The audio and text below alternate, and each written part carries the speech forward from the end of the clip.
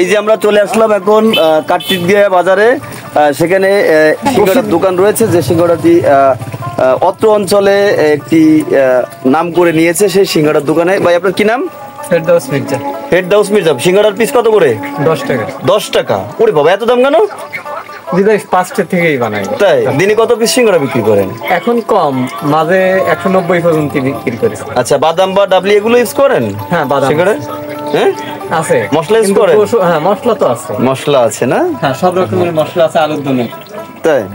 আচ্ছা, দর্শক বসে আছি কিন্তু আরিফ এবং আমাকে ইমন, সাথে রয়েছে সুমন, এবং ওই পাশে একটা ছোট ভাই বসে খাচ্ছে।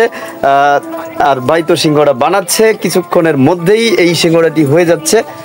ও না, সিঙ্গাড়া তো আছেই, তাহলে আমাদের সিঙ্গাড়া দেন। দর্শক, আমরা এখন সিঙ্গাড়া খাবো। আপনারা যদি এই সিঙ্গাড়া খেতে চান তাহলে একদম কাটটিয়া বাজারে একদম মিডিল পয়েন্টে সিঙ্গাড়ার দোকানটি অবস্থিত। ভাই, আপনার কি নাম? ফেরদাউস মির্জার। তার দোকানে চলে আসবেন। এই যে এইমাত্র আমাদের সবাইকে আসলে সিঙ্গাড়া দিল। সিঙ্গাড়া খাইতে কেমন এ বিষয়ে ইমন, কেমন লাগছে? খুবই ভালো, কিন্তু খুব গরম। গরম না? আচ্ছা, দেখি আমি একটু খাই দেখি। আসলে